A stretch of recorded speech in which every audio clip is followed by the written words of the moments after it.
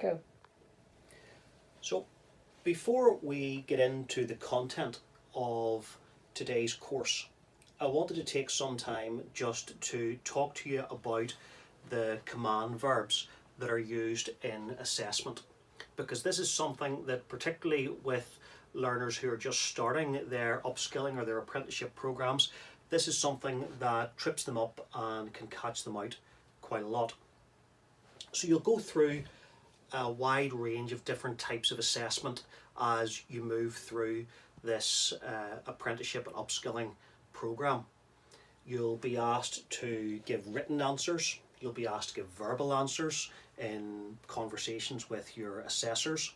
You'll be asked to demonstrate your competency on site as you work through the competency framework. But just for today's program, I wanted to show you some of the important command verbs that are used in the assessment and that will be needed for answering the assessments connected with the course we're starting today. And they are to identify or state, to describe, to outline, and to explain. Now, I've also provided extra notes on these command verbs in your pack, and it's simply labelled command verbs notes for learners. But I wanted to start this short video just to speak to you and explain them in my own words, and hopefully that will help you understand what's required in answering the assessments. So the first thing you can be asked to do is identify or state. This is simply asking you to make a list or to write a short number of words that show you understand where something is or what its different components are. We aren't looking for more than bullet points if you're asked to identify or state. But if you're asked to describe, that's wanting you to go on a little bit further. That's wanting you to talk about the different characteristics of a system or an asset or a problem or a procedure. I always think about describe in using Roy Walker's famous catchphrase, say what you see. That's what describe is, say what you see. To go a little bit further though, you may be asked to describe a range of characteristics of a program or a procedure or an idea. And if you're asked to describe more than one thing, that may well be you'll be asked to outline.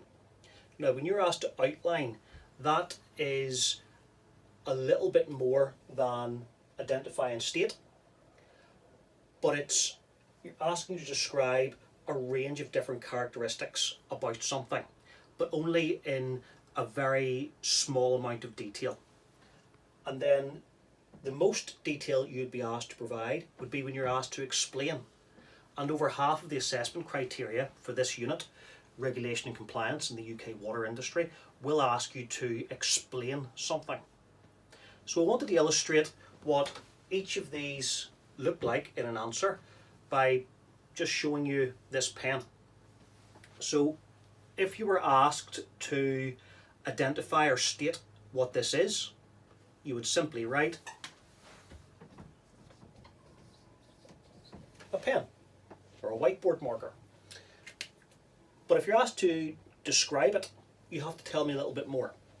You may want to say that this is a whiteboard marker. It's made by Banner, it's blue in colour, it weighs approximately 8 grams and it's 11 centimetres in length. You've said what you can see. You've described this pen. Now, when you're asked to explain something, it's good practice to start your explanation with a description. But you must go further.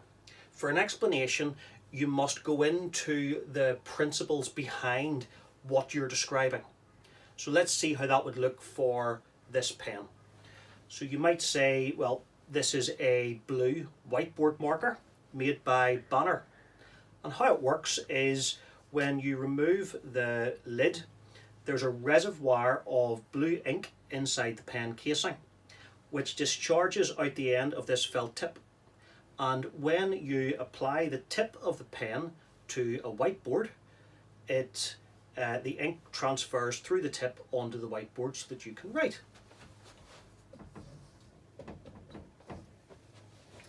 So hopefully that makes sense to you, and that helps you with answering your what we call yellow page assessment answers. There will be 5 that you're asked to complete regarding today's assessment. Those 5 that you're asked to complete are: explain why the regulatory environment is important in the UK water industry. And then in relation to your area of work, list the water industry regulators. But notice the second command verb in AC 1.2 and explain their purpose and function. AC 1.3 asks you to explain again the key functions or the functions of key stakeholders that influence the UK water industry.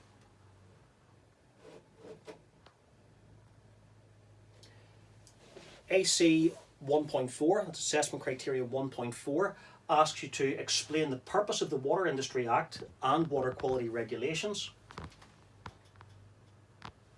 And finally, assessment criteria 1.5 asks you to describe the main areas of operational activity which could have a direct impact on the protection of the environment. That's all for this short video, but keep in mind that there's further notes on command verbs and how to answer your assessments in your pack. Thank you for listening.